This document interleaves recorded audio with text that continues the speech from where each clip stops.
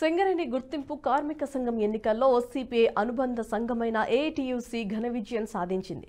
మొత్తం 11 డివిజన్లకు ఎన్నికలు జరగగా 5ని గెలుచుకుంది. అన్ని డివిజన్లో కలిపి 3000 పైచిలుకు మెజారిటీ సాధించింది.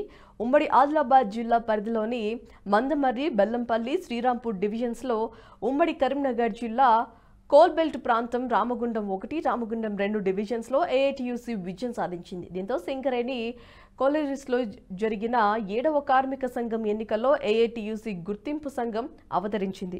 ఇక ఇదే అంశానికి సంబంధించి మరింత సమాచారం మా ప్రతినిధి శ్రీనివాస్ ఫోన్ లైన్లో సిద్ధంగా ఉన్నారు. రైట్ శ్రీనివాస్, చెప్పండి, సింగరేణి ఎన్నికల్లో ఏఐటియుసి ఘన విజయం సాధించింది. కార్మికులు ఏమంటున్నారు దీనిపై?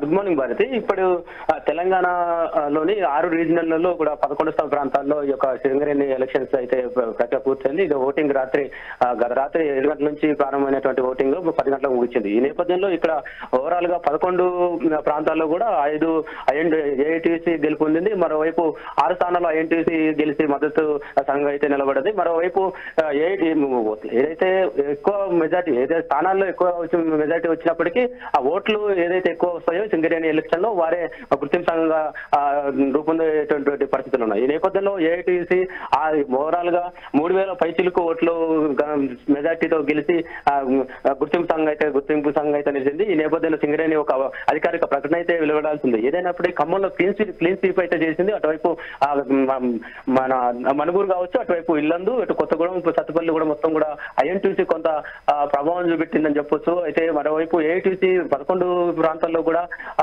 ఏదైతే కార్పొరేట్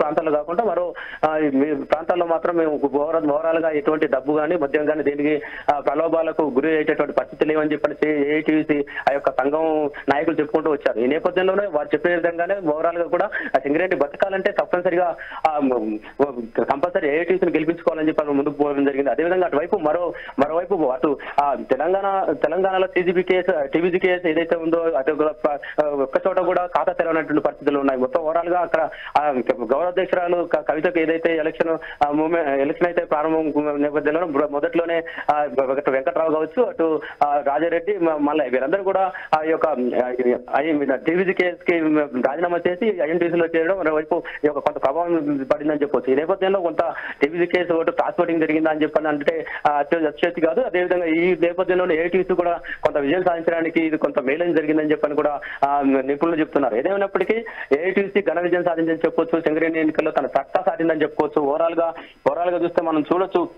ఇప్పటి వరకు రామగుండం కావచ్చు, ఇటువైపు ఓవరాల్ గా మనుగూరు కావచ్చు, ఇటువైపు భద్రాద్రి కొత్తగూడెం జిల్లాలో ఉన్నటువంటి సింగరేణిలో ఏఐటిసి అయితే తన ప్రాతినిధ్యం అయితే వహించింది. మరోవైపు అసెంబ్లీ ఎలక్షన్ లో ఈ యొక్క కాంగ్రెస్ ఇటువైపు సిపిఐ ఏదైతే ఆ పొత్తులో చేసాయో అక్కడ దోస్తీ కట్టినప్పటికీ ఇక్కడ కుస్తీ పడినటువంటి పరిస్థితులు ఉన్నాయి. ఈ నేపథ్యంలో ఏఐటిసి తన సత్తా సాటిందని చెప్పుకోవచ్చు Bharati. Right, thanks for the update Srinivas.